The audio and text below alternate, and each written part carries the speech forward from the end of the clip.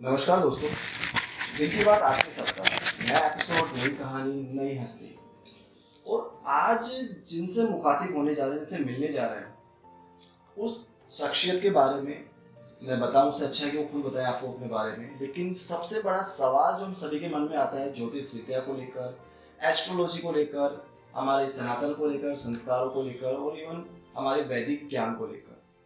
मैं सबसे पहले इस कड़ी में स्वागत करना चाहूँगा पंडित डॉक्टर देवराज शर्मा जी का। जय श्री महाकाल। महाकाल सर, वाकई में मुझे भी बहुत अच्छा लगता है कि जब हम हमारे सनातन के बारे में, हमारे वैदिक ज्ञान के बारे में जब जानते हैं और इवन जब युवा पीढ़ी को भी इसके बारे में पता चलता है। लेकिन चूंकि आप अभी एक युवा अवस्था में हैं, तो मैं सबसे पहले तो आपसे यही जानना चाहूँगा कि इस पदवी तक आप कैसे पहुँची, आपकी यात्रा क्या रही और किसने आपको सबसे ज़्यादा साथ दिया यहाँ तक इस मुकाम तक पहुँचने के लिए। देखिए, मैं बेसिकली मेरे परिवार में इस लाइन में कोई कभी नहीं रहा और मैं खुद पहले एथिकल हैकिंग टॉपर रहा। मैंने एथिकल हैकिंग पढ़ाई की। एथिकल हैकिंग करने के बाद मेरे जीवन में कुछ इस तरीके की घटना घटित हुई कि जिसकी वजह से मुझे अपने गुरु के पास रहने का, उनके सानिध्य में रहने का मौका प्राप्त हुआ। और गुरु जी के पास रहने के बाद जब मुझे सनातन के बारे में डीपली चीज़ें पता लगने लगी, तो मुझे ये रियलाइज़ हुआ कि बिना सनातन धर्म के ज्ञान के जीवन को इस कलयुग में इजी वे से जीना बहुत डिफिकल्ट है।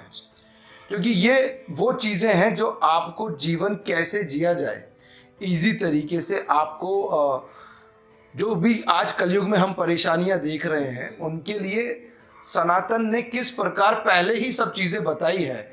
ये सब चीज़ें समझने में बहुत आसानी हुई। आपका रहा दूसरा प्रश्न। मेरे मित्र अभिजीत सोनी और मेरे गुरु दोनों ने मुझे हमेशा इस चीज़ में प्रोत्साहन दिया और वो हमेशा मेरे साथ हर परिस्थिति में रहे। तो उन्हीं के प्रोत्साहन और संघर्षों के बाद मैं इस लाइन में यहाँ तक पहुँच पाया। मैंने एस्ट्रोलॉजी में पीएचडी की राहु ग्रह के ऊपर, और बहुत सारे लोगों से मिलकर जो एक विश्वास और अंधविश्वास की कड़ी है, उस कड़ी को ख़त्म करके उन्हें समझाने की कोशिश की कि एक्चुअल में सनातन धर्म है क्या।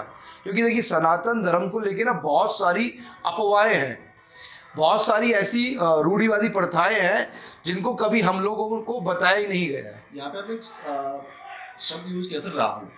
मोस्टली हम देखते हैं कि ज्योतिष के नाम पर या सनातन के नाम पर बहुत से ऐसे व्यक्ति हैं समाज में बैठे हुए जो कहीं ना कहीं, अगर घर में कोई छोटा सा भी कलेश होता है या कोई विपत्ति आपके बिजनेस में आती है, तो उस पॉइंट को लेकर बहुत सी चीज़ें वो बताते हैं। तो काफ़ी हद तक साइंटिफिकली हम देखें तो वो चीज़ नेगेटिव भी साबित होती है और कुछ हद तक वो चीज़ सही भी साबित होती है। तो एक आम इंसान, बिकॉज आपने डॉक्टरेट भी किया है, इससे पीएचडी भी किया है राहु के ऊपर, तो एक आम इंसान जो बिल्कुल नॉर्मल इंसान है, ज़मीन से जुड़ा हुआ है, जो इन चीज़ों के बारे में ज़्यादा नहीं जानता है, सच्चा इंसान है क्योंकि वो सनातन को मानता है, तो वो कैसे जस्टिफाई करे कि क्या सही है और क्या गलत है। देखिए, राहु को, जो आप राहु के लिए पूछ रहे हैं ना, राहु कलयुग का राजा बताया है जी। इसके अंडर इतनी चीज़ें हैं कि जिनसे हम दूर नहीं हट सकते। जैसे मोबाइल, ये राहु के अंडर में है। फास्ट फूड, ये भी राहु के अंडर में है। इवन हमारा बेड, जिस बेड पे हम सोते हैं, वो भी राहु के अंडर है। अब आप राहु से घिरे हुए हैं। अब जैसे एक चीज़ जो आपने पूछी, काल सर्प। देखिए, काल सर्प को लेके बहुत लोगों के मन में ना क्वेश्चंस हैं। लोग बाग पता नहीं काल सर्प के नाम पे क्या क्या करवाते हैं, है ना। देखिए, काल सर्प नाम की कोई चीज़ नहीं होती है, ये सभी लोग जानते हैं, पहला। सेकंड, काल सर्प सिर्फ तभी काम करता है जब राहु की दशा है। अब काल सर्प का मतलब है राहु की दशा के अंदर सब जो भी काम होने। तो राहु की अगर दशा नॉर्मल भी किसी को आती है तो वो व्यक्ति को परेशान करता है। जितने भी बुरे योग हैं आप देखोगे तो अधिकतर बुरे योग राहु से बने हुए हैं।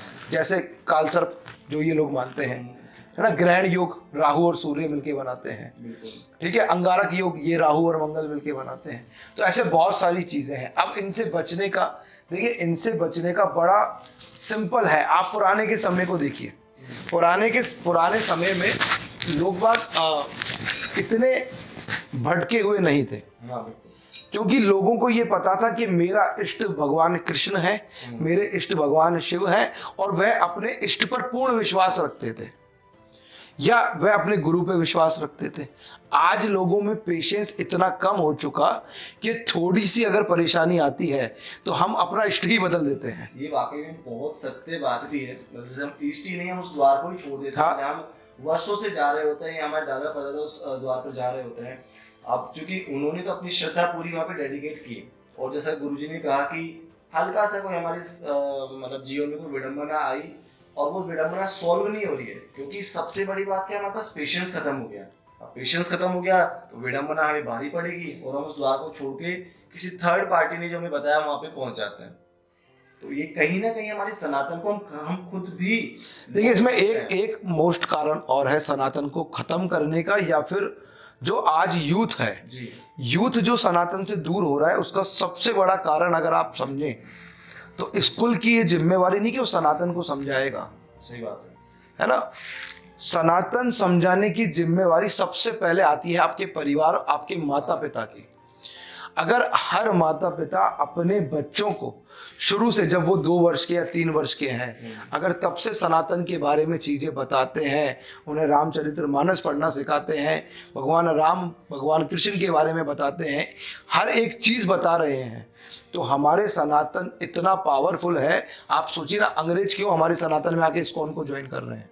ये सच्चाई है। पूरी दुनिया में इस्कॉन, बिल्कुल, और पूरी दुनिया हरे कृष्णा हरे रामा कर रही है, और हमारे लोग सनातन को छोड़कर दूसरी जगहों पर जा रहे हैं। क्यों? क्योंकि हमारे माता पिता, हमारे पेरेंट्स, हमारा परिवार हमको सनातन के बारे में बता नहीं रहा। अब इसमें 2 चीजें हैं, या तो उनके पास समय नहीं है, या उनके माता पिता ने उन्हें नहीं बताया। सही बात है। लेकिन अगर हम बचपन से अपने बच्चों को ये बताएं, सनातन के बारे में सिखाएं और उन्हें पढ़ाएं, उन्हें एक एक चीज बताएं, तो मुझे लगता है सनातन धर्म से ज़्यादा पावरफुल धर्म इस पूरे संसार के अंदर कोई नहीं है। क्योंकि हर नींव जब आप देखोगे सनातन से ही उठी हुई है। ये वाकई में सत्य है कि अगर से आज हम बात करते हैं हमारा बच्चा नासा के अंदर जाए, हम बहुत कोशिश करते हैं कि नासा के अंदर सिलेक्शन हो, उस लेवल पे हो जाए, लेकिन आप कहीं ना कहीं देखेंगे तो उसकी जड़ में भी सनातन ही बैठा हुआ है, बिकॉज वहाँ के वैज्ञानिक। देखिए, मैं आपको जी, क्षमा कीजिएगा, बीच में मैंने ना आपको टोक दिया। नासा की आपने बात की, मैं उस पर आपको 2 बात बताता हूँ। नासा ने 2018 या 17 के अंदर एक सर्वे किया था, जिसमें नासा ने ये पाया है कि ब्रह्मांड के अंदर एक ध्वनि उत्पन्न होती है, उसका नाम है ओम।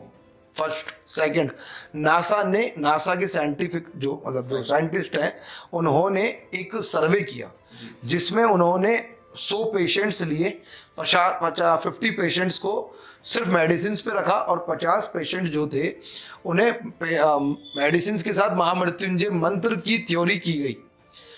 जो 50 पेशेंट महामृत्युंजय वाले थे, उनकी रिकवरी बहुत जल्दी हुई बजाय उन 50 पेशेंट के। तो नासा भी मानती है सनातन धर्म को। दूसरा, डिस्कवरी, जो कल तक ये कहता था कि भूत प्रेत आत्मा नहीं होती, आज वो डिस्कवरी साइंस भी इस चीज को मान चुका है कि ये सारी चीजें होती हैं। और आपको जान के, जितने भी लोग मुझे सुन रहे हैं, उन सबको जान के ये अचरज होगा कि हिंदुस्तान से ज्यादा ये चीजें विदेश में पाई जाती हैं। ये जितने भी यूरोपीय कंट्रीज हैं, आप वहां जाके देखो, स्पिरिचुअल ये जो आत्माएं हैं, ये वहां पर बहुत ज्यादा परेशान करती हैं, और वो पादरी सारे के सारे बाइबल के नाम पर उनका इलाज भी करते हैं। ये सच्चाई है। ब्रिटेन, इसकी बकायदा न्यूज़पेपर्स में भी इसका आलेख आया था कि ब्रिटेन के अंदर, जिस इंग्लैंड को जिसका पता, अंग्रेजों ने जब वो भारत पे राज किया, उनके देश में ये चीजें सबसे ज्यादा हैं। लेकिन वही चीज जब हम करते हैं तो हमको फिर तांत्रिक वगैरह और वो अंधविश्वास फैलाने वाला बताया जाता है, और यही चीज जब वो लोग करते हैं तो उनको मॉडर्न मानते हैं। तो देखिए, निकला सब हमसे ही है। ये सच्चाई है, बिकॉज कहीं ना जब हमारा अस्तित्व है तो उनका भी अस्तित्व है। और आपको एक बात मैं शेयर करना चाहूँगा गुरुजी, आपके, बिकॉज आपने साइंस बैकग्राउंड से आप रहे हैं, एथिकल हैकिंग आपने की हुई है। एक चीज जो साइंस प्रूव करता है, इलेक्ट्रॉन। अब जब हमसे बात पूछी जाती है कि आप भगवान है तो दिखाओ, जाहिर सी बात आप नहीं दिखा सकते। तो क्या साइंस इलेक्ट्रॉन दिखा सकता है? नहीं दिखा सकता, लेकिन वो मानता है कि इलेक्ट्रॉन मौजूद है। नहीं, इसका मेरे पास एक है, जिसका एक मेरे पास भी आंसर है। बहुत सारे लोगों ने मुझसे पूछा है कि हम कैसे माने भगवान होता है ना, या जो लोग हमारे धर्म पे क्वेश्चन करते हैं, मेरा उन सभी से एक क्वेश्चन है, आप कैसे ये प्रूफ करोगे कि आपके पिता हैं? क्या आपके पास आंसर है इस चीज का? आपकी माता ने आपको बता दिया ना कि ये आपके पिता हैं। जी। आपकी माता ने आपको कहा बचपन में कि ये आपके पिता हैं, आपने पिता बोलना शुरू किया और आप मानते हैं वो आपके पिता हैं। सही बात है। हर देखिए भक्ति में मेरा ये बताने का जो कारण है, मैं एक चीज और बोल देता हूं, मैं किसी की भावना को यहाँ ठेस नहीं पहुंचाना चाहता, क्योंकि लोग तर्क करने वाले ना इसको भी गलत लेके जाएंगे। जाहिर सी बात है। मेरा ये बात बताने का सिर्फ कारण ये है कि भक्ति में तर्क नहीं चलता है। अगर प्रहलाद ने और हनुमान जी ने, मीरा ने तर्क किया होता तो आज भक्त शिरोमणियों में उनका नाम नहीं आता। रावण ने अगर ये तर्क किया होता कि भगवान शिव क्यों करना है, तो आज उसको जो दशानन क्यों आज भी हम मानते हैं, हम दशानन को याद नहीं करते। तो देखिए भक्ति में तर्क नहीं होता है, ये मन का विषय है। जिसको मन में विश्वास है उसके लिए भगवान है। और अगर जो लोग हैं जो विश्वास नहीं करते, वो अपने माता पिता पे भी नहीं कर सकते, क्योंकि आज नहीं तो कल तुम्हारा विश्वास वहां पे भी डगमगाएगा। ये सच्चाई है। और जैसे हम कहें कि हनुमान जी के बारे में बात, जैसे गुरुजी ने कहा, तो आप नहीं देखते, पर मीरा तो कलयुग में ही थी, वो तो ज़्यादा पुरानी बात नहीं, वो तो हमें राजाओं के दौर में ही मौजूद थी मीराबाई तो, और जिसके नाम पे मेरठ सिटी के अंदर एक बहुत खूबसूरत मंदिर भी बना हुआ है। मुझे यहाँ एक बात मैं आपसे करना चाहूँगा नई जनरेशन को लेकर, बिकॉज बहुत सारे सवाल जाहिर सी बात है हम सभी के मन में, उन सभी के मन में भी रहते हैं कि कई बार वो इसलिए भी भटक जाते हैं कि कई बार जैसे उस समस्याओं के समाधान के लिए किसी साधु संत के पास में गए या किसी महाज्ञानी के पास गए, अब उनको नहीं पता कि वो सच्चा है या झूठा है। देखिए इसमें ना आपको मैं एक चीज बताना चाहता हूँ बड्डी जी। यह ना दो चीज उठती है।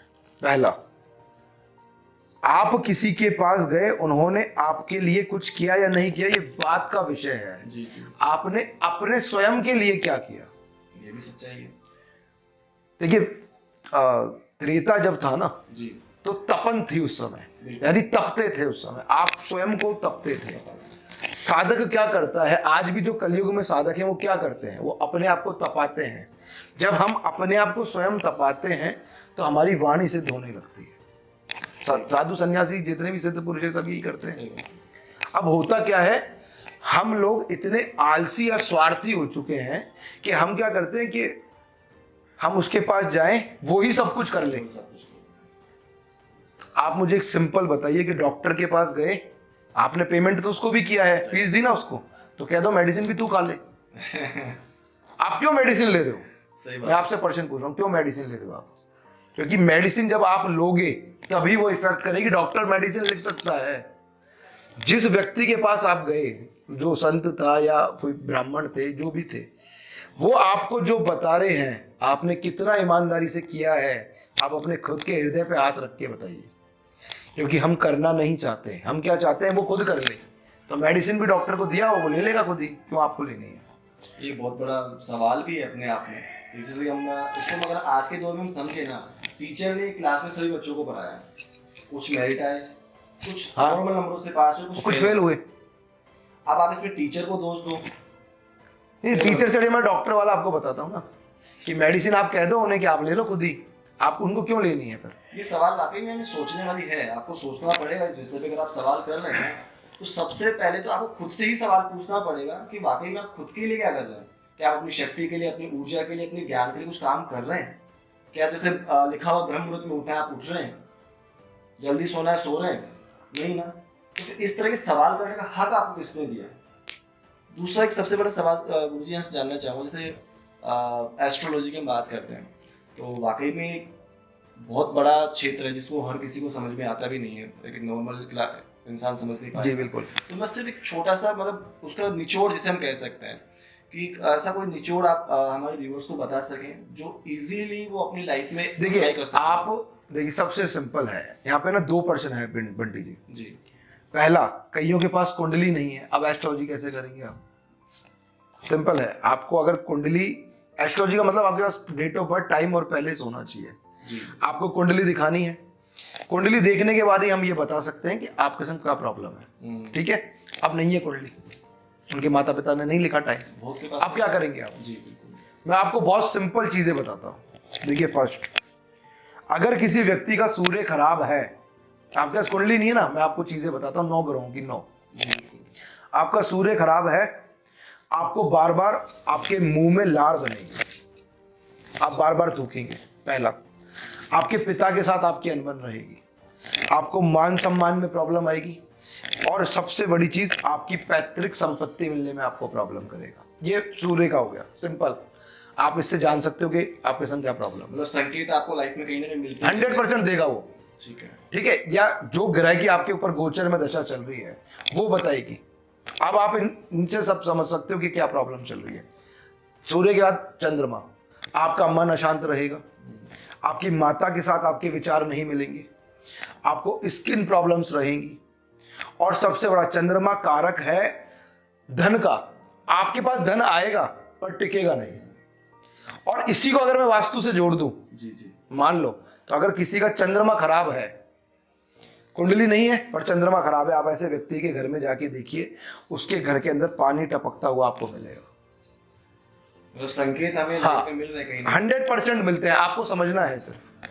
चंद्रमा तक हो गया मंगल, क्योंकि इनकी सीक्वेंस है सूर्य चंद्रमा मंगल, बुध गुरु शुक्र शनि राहु और केतु। ठीक है, अब आते हैं मंगल। मंगल व्यक्ति डरपोक होगा, स्किन प्रॉब्लम बहुत होगी, उसको खून में इन्फेक्शन होगा, ब्लड इन्फेक्शन होगा। ठीक है, व्यक्ति अगर मंगल ज्यादा खराब है या राहु के अंडर आ रहा है तो क्रोधी होगा, बहुत क्रोध आएगा। अब अगर रिलेशन की बात करें तो उसके भाई के साथ उसकी नहीं बनेगी, भाई में भी छोटे भाई के साथ नहीं बनेगी। ठीक है, भूमि, आप अपना घर नहीं बना पाएंगे कभी, आप पे कर्जा काफी बढ़ेगा अगर मंगल खराब है तो। 4 चीज हो गई, 3 सॉरी, 4th बुध। बुध अगर आपका खराब है, आपकी बहन के साथ आपके संबंध खराब करेगा। स्किन प्रॉब्लम बुध भी देता है।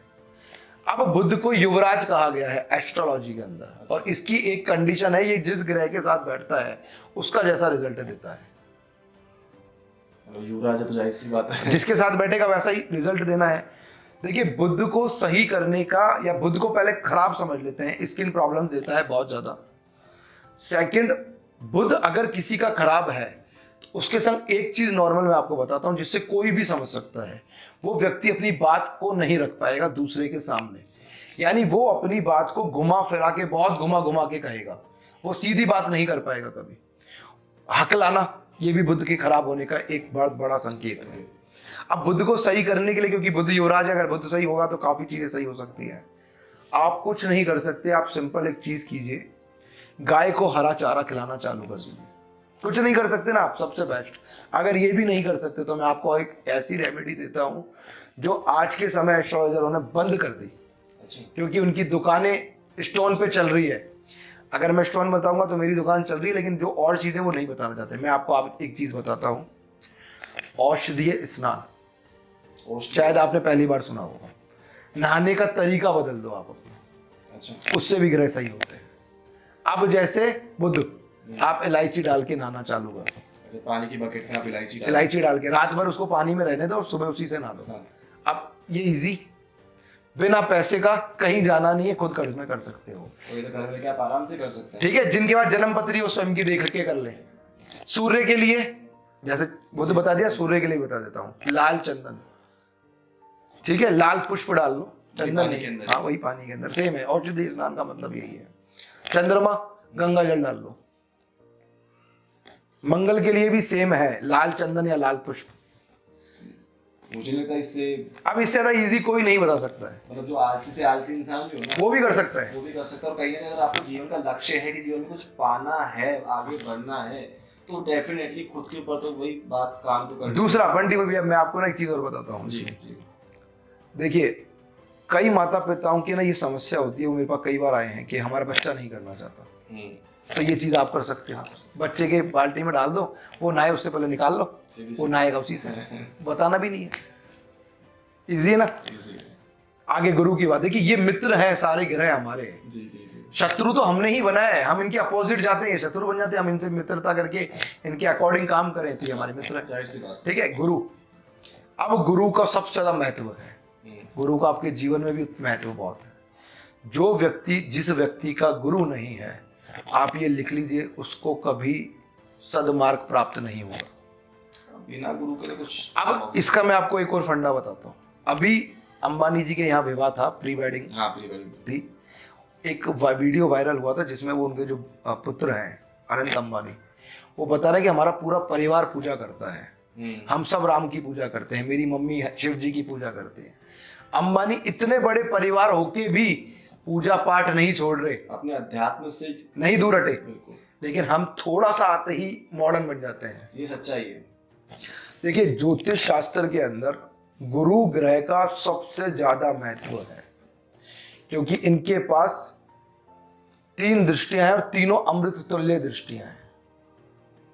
और सबसे बड़ा मैं आपको एक चीज और बताता हूं, गुरु को जिसने सही कर लिया उसकी पूरी कुंडली अपने आप सही हो जाती है। ठीक है, गुरु को सही करने का बेस्ट, आप केसर हल्दी डाल के पानी में स्नान करने लगी। जिसका गुरु खराब है उसको गुरु तो कभी मिलना ही नहीं है, वो तो सिंपल, उसको तो खत्म ही कर देते कुछ होता भी बिना गुरु के ज्ञान नहीं मिलना। और गुरु का मतलब यही है, जो भी लोग सुन रहे हैं, गुरु का संधि विच्छेद कर लो।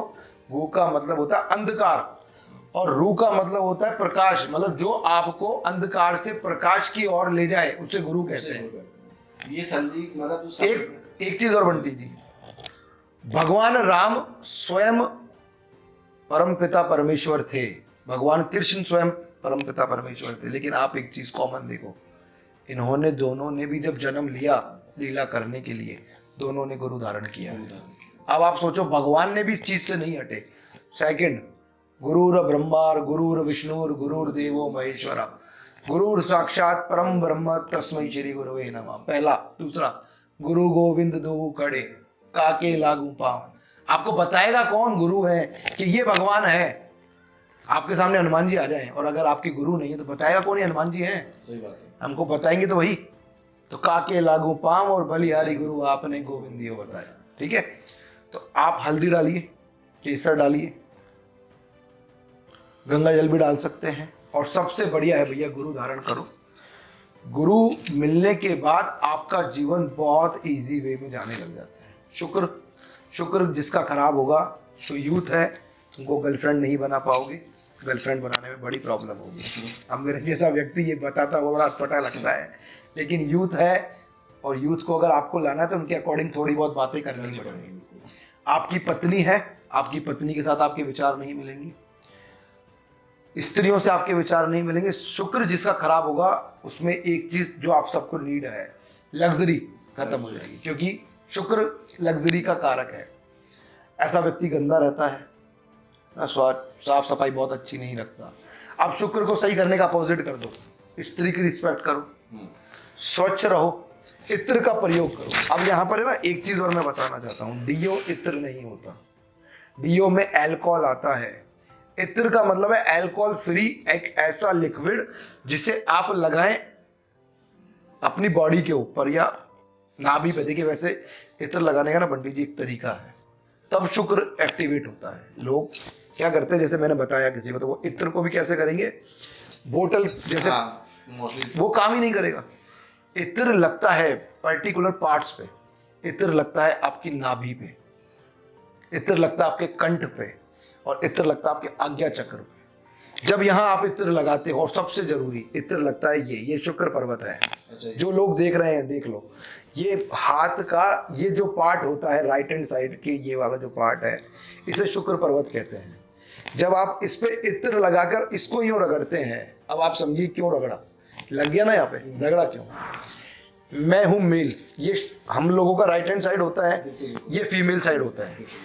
शुक्र फीमेल है, इत्र को हमने मेल पे लगाया, और जब यूं कोऑर्डिनेट किया तो दोनों आपस में मिले।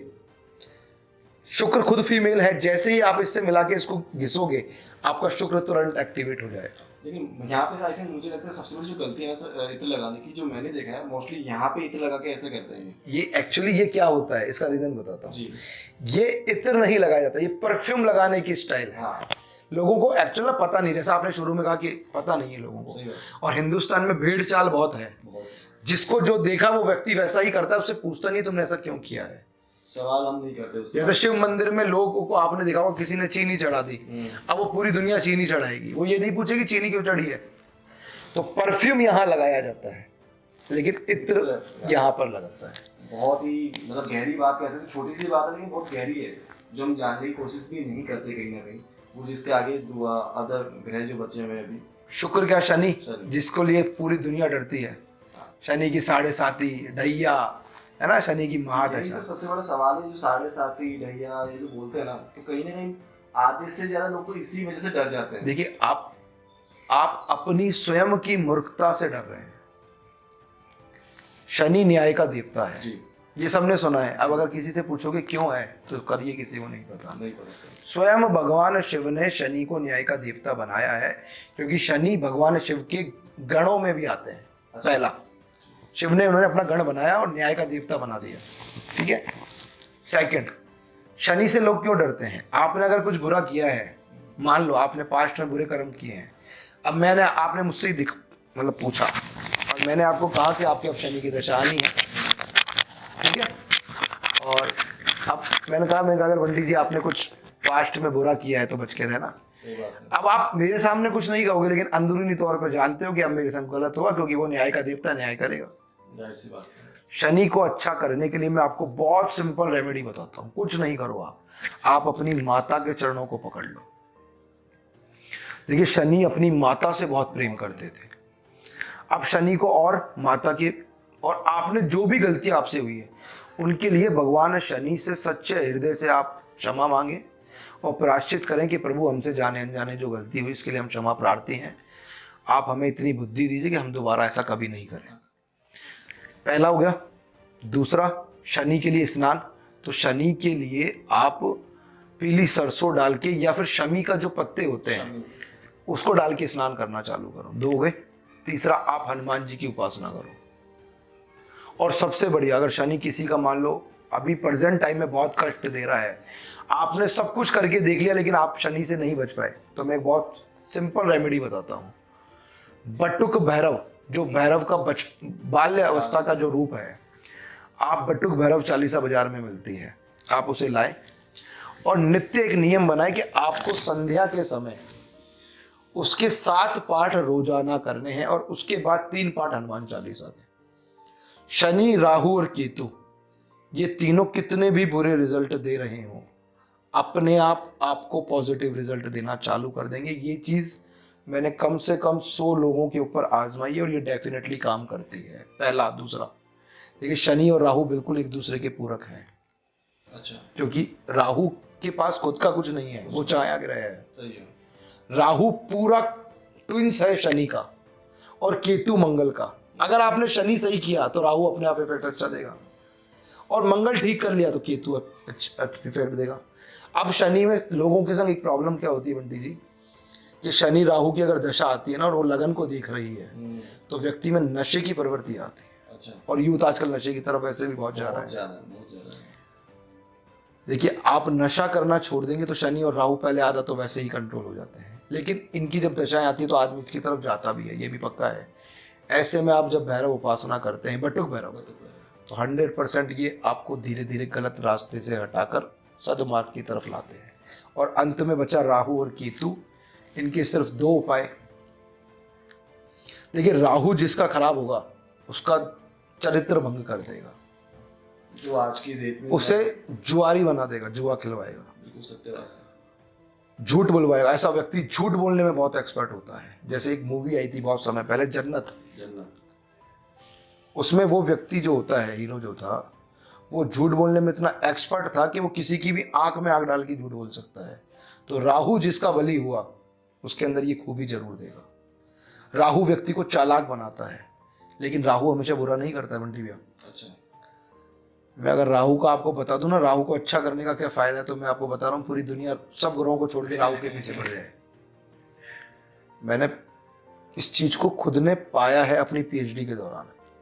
अर्श से फर्श ले जाने की जो क्षमता है वो सिर्फ राहु के पास है, क्योंकि अकस्मित धन यही देता है। सडनली जो भी आपके जीवन में घटित होती है घटना, वो सब राहु कराता है। बहुत बड़ी बात है। दूसरा, एक और पुरानी चीज बताता हूं आपको जिससे लोग समझ सकें। पहले के जमाने में ना धरती में से धन मिलता था। हाँ। याद है वो कुछ खेत में खुदाई करते थे ना, वो भी राहु देता था। आकस्मिक धन। आकस्मिक धन राहु देता है। ये आपकी जो फील्ड है ना, सोशल मीडिया या फिर मॉडलिंग, इन सब में जो तरक्की रातों रात पाते हैं, ये सब राहु कराता है। अब राहु को सही कैसे करना, क्योंकि ये बहुत टिपिकल है सवाल आ गया जी। राहु को सही करने का सबसे बढ़िया उपाय है, आप नित्य गंगा जल पिए। नित्य गंगा जल पिए आप पर डे, शनि भी सही हो जाएगा। मतलब आप नॉर्मल पानी में थोड़ा सा, बस थोड़ा सा, जैसे आप बोतल अपने संग कैरी करते हैं, जी जी। उस बोतल में एक ढक्कन गंगा जल मिला दो, आप गंगा जल पियो रोजीना। पहला, आप गणेश जी की और अपनी जो कुल देवी है आपकी या भगवती के जिस भी रूप की आप पूजा करते हैं, इनकी उपासना करें। यह मुझे एक सवाल और मेरे मन में है, मतलब ये कहीं ना सभी के पास भी रहता है कि जो हमारे बड़े बुजुर्ग थे, अब कई परिवारों में कुछ परिवार विघटन हो चुका है, तो देवताओं का मोस्टली सबको पता होता है, लेकिन सबसे बड़ा सवाल आता है कुल देवी का। बहुत से लोग ऐसे हैं, बहुत से परिवार कह सकते हैं ऐसे, जिनको नहीं पता कि उनकी कुल देवी कौन थी, उनके माता पिता नहीं। देखिए, मैं इसका आपको ना बहुत सिंपल एक बड्डी जी ना एक तरीका बताता हूँ। जी जी। देखिए, हमारे हर व्यक्ति के ना 4 स्तंभ हैं, चाहे कोई भी हो, किसी भी वर्ण विशेष से हो, यानी किसी भी जाति विशेष से हो, सबके 4 वर्ण हैं, स्तंभ हैं। कुल देवी, कुल देवता, आपके पितृ और नवग्रह। अब ये चारों आपस में कंबाइंड है। अगर एक भी स्तंभ आपका डगमगाएगा तो ये 3 अपने आप डगमगाते हैं। ठीक है, अब आपने क्वेश्चन किया बहुत बढ़िया कि नहीं है जिनके पास, कैसे पता करें। बहुत सिंपल है, आपको नहीं पता ना कौन है। हर शिव मंदिर में भगवान शिव की लिंग, जो शिव की जो प्रतिमा है शिवलिंग, उसके साथ माता पार्वती बैठी है। और एक सबसे बड़ी बात, दुनिया में और किसी का मंदिर मिले नहीं मिले, शिव परिवार आपको हर जगह मिलेगी। सही बात है। छोटे से छोटा जो पिछड़ा गांव है ना, वहां पे भी शिव परिवार की मूर्ति मिल जाएगी, मिलेगी ना। तो पार्वती से सब जगह है। पार्वती के ही सारे रूप हैं भगवती के, जितनी भी कुल देवियां बैठी सब पार्वती से निकली हैं। ठीक है, अब अगर आपने पार्वती की पूजा कर ली तो अपनी कुल देवी अपने आप जो भी होगी आपकी, वो ले लेगी। क्यों भटकना है इधर से उधर?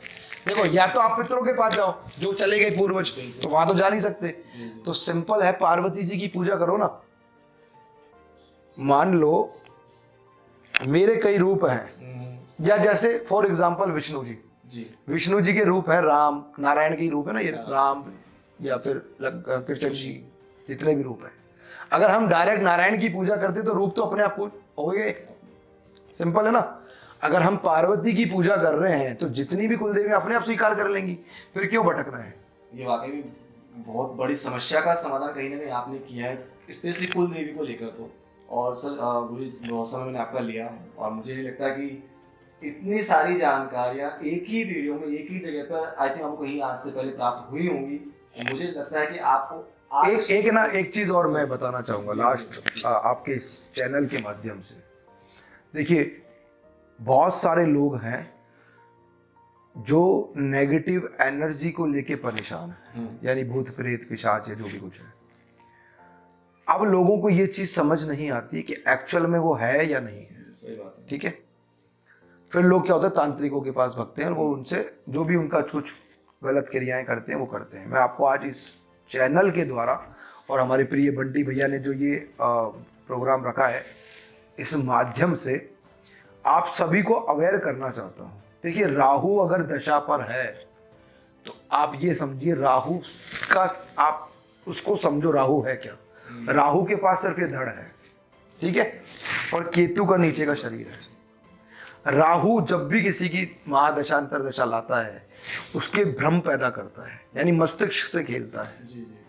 अब राहु की दशा में आदमी के माइंड में ये सब चीजें बहुत कॉमन है कि मुझ पे कुछ हो गया है, मेरे भूत है, प्रेत है। तो पहला तो अपनी कुंडली में ये देख लो कि भैया तुम्हारे संग ऐसा तो कुछ नहीं है। अगर है, मान लो राहु की दशा है, तो उपाय मैं आपको बता चुका हूँ। बिल्कुल। ज्यादा उपाय जानने हैं तो आप संपर्क कर सकते हैं, ठीक है। और अगर भूत प्रेत है तो भैया तांत्रिकों के पास जाने की कोई जरूरत नहीं है। बहुत सारे वैदिक उपाय ऐसे हैं जिनसे भी भूत प्रेत हटते हैं। अगर आपने अपने आप को तपा है तो आप सिर्फ गंगा जल के छींटे से भी भूत प्रेत हटा सकते हो। उसके लिए आपको ना बहुत कोई आडंबर करने की जरूरत नहीं है। तो लोगों को ये समझना होगा कि एक्चुअल प्रॉब्लम है क्या तुम्हारी, और उसके लिए तुमको किस व्यक्ति से बात करनी है। यहाँ गुरुजी आखिर मुझे लगता है कि इसका समाधान कहीं ना कहीं हमारा हनुमान चालीसा में भी छुपा हाँ 100% है। कांच निकट नहीं आवे लेकिन उसके लिए ना बंटी भैया उसका एक कारण है। हनुमान चालीसा तब इफेक्ट करेगी जब आप उसका तरीका जानते हो। जाहिर सी बात है। जैसे आपको मेडिसिन है, मेडिसिन जो खाली पेट वाली है, अगर आप खाना खा के लोगे तो आपको वो इफेक्ट ही नहीं करेगी। आज के समय में ना लोग बागों ने पूजा को भी अपना अकॉर्डिंग कर दिया है कि मैं 10 बजे उठता हूँ, फिर उठूंगा, नहाऊंगा, है ना, नाश्ता करूंगा। अब 12 बज गई, बोले मैं 12 बजे पूजा कर सकता हूँ क्या? और फिर सूर्य को जल भी उसी समय चढ़ाते हैं। हाँ 12 बजे चढ़ाना है। अब आप एक चीज सोचो, जो व्यक्ति भगवान को ही अपने अकॉर्डिंग चलाना चाहे उसको मेरा दंडवत प्रणाम है ना। उसको मतलब फिर भगवान भी उसका कुछ नहीं कर सकते। भगवान भी बोलेंगे भैया मैं भी तेरे हाथ जोड़ लूं। जो करना ठीक है। तो हमको अपनी दिनचर्या ठीक करनी पड़ेगी, बहुत जरूरी है। कहीं ना कहीं वो हंसी मजाक में इतनी सारी बातें जो निकल के आई है ना, तो अगर वाकई में कहते हैं ना खुद पे काम तो हर किसी को करना पड़ता है। अगर जैसे शौकीन लोग हैं, आपको माता पिता ने बहुत बड़ी गाड़ी लग्जरी गाड़ी आपको दिला दी, लेकिन आपको ड्राइविंग आती नहीं तो गाड़ी कैसे चला लोगे यार? सीखनी तो पड़ेगी ना। सीधा सा सिंपल सा उदाहरण है। और मुझे जाने से पहले बस एक छोटा सा मेरा आपसे एक आशीर्वचन हो चाहूँगा अपने व्यूअर्स के लिए कि जो नवीन युवा पीढ़ी है वो अपने माता पिता के लिए, देश के लिए ऐसा क्या करे कि वो हमेशा सही रास्ते पे चलती रहे, अपने अध्यात्म को और अपने परिवार को साथ लेकर। देखिए मैं बंटी भैया आज इस चैनल के माध्यम से और इस प्रोग्राम के माध्यम से यूथ को, नवयुवक मेरे भाई बहन जितने भी मुझे देख रहे हैं या जो देखेंगे आने वाले समय में, माता पिता जितने भी जो माता पिता तुल्य हैं उम्र में, सभी से एक ही विनती करना चाहता हूँ कि आप अपने स्वयं के धर्म को पहचानिए। ये YouTube पे जो आप चीज़ें सुन के जिन्हें आप हकीकत मान रहे हो, इस बात की क्या गारंटी कि हकीकत में वो सब चीज़ें सही हैं जो बताई गई हैं? सच्चाई। जब तक आप अपने शास्त्रों को नहीं पढ़ोगे, उन्हें नहीं समझोगे, आप कभी सनातन की शक्ति को समझ नहीं पाओगे।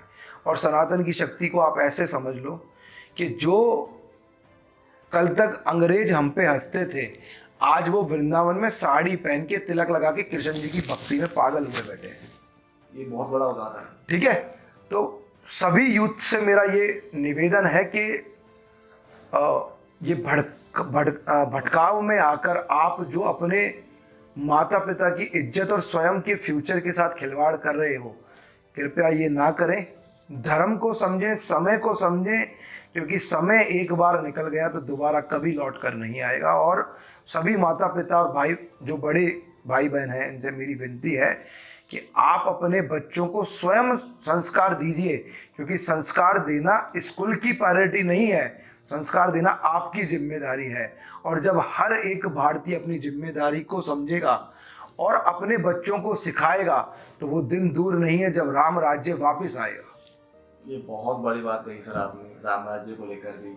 और राम राज्य कोई कल्पना नहीं है, ये डेफिनेटली आएगा अगर हम अपने कर्तव्य को समझें तो। और कहीं ना कहीं राम राज्य में कोई सरकार की बात नहीं है, राम राज्य हम अपने अंदर भी देख सकते हैं। आप अपने डेली कल्चर में, डेली अपने उठने बैठने में, सोचने में, बोलने में, पढ़ने में, वो भी राम राज्य ही है। देखिए मेरा ये मानना ना बंटी जी, जो व्यक्ति रामचरितमानस को अच्छे से पढ़ता है, जी जी, जिसने राम को समझ लिया, वो मर्यादा समझ गया। जो मर्यादा समझ गया वो पुरुषोत्तम अपने आप हो जाएगा। और जो पुरुषोत्तम हो गया उससे कोई भी बहन बेटी कभी परेशान नहीं होगी, क्योंकि राम को समझने के बाद आपको, देखो राम को समझने का कितना फायदा है। आप जिसने राम को समझा ना रामचरितमानस से, वो पुत्र की मर्यादा समझेगा, वो भाई का प्रेम समझेगा, वो मित्रता समझेगा, वो ये समझेगा कि पर स्त्री को नहीं गलत दृष्टि से देखना है। और राम राज्य लाने के लिए यही सब आवश्यक है। लेकिन फिर वही प्रश्न आ गया कि काम हम सबको अपने ऊपर करना है, और हम में प्रॉब्लम क्या है, हम दूसरे को सुधारना चाहते हैं, लेकिन खुद कोई नहीं सुधरना चाहता। तो सभी से मेरा निवेदन है, कृपया सभी अपने स्वयं के ऊपर काम करें। और अगर किसी का कोई प्रश्न है तो बंटी भैया के माध्यम से वो मुझसे अपने प्रश्नों को पूछ सकते हैं। और मैं आगे बंटी भैया से ये प्रयास करूंगा कि और भी कई सारे टॉपिक्स को लेके ये पॉडकास्ट किया जाए, जिससे और बहुत सारी चीज़ें जो आज रह गई हैं समय के अभाव में, वो आप सब तक पहुंचाई जाए। और आपके प्रश्नों के उत्तर से पूरे हिंदुस्तान में हम अंधविश्वास के नाम पर जो फैली हुई एक जो भ्रांति फैली है, उसे दूर करके सनातन को पूर्ण रूपेण सभी के सामने ला सकें, यही मेरी सभी से विनती है। जय श्री राम, जय जय महाकाल, जय जय अम्बे, शुभ रात्रि। धन्यवाद।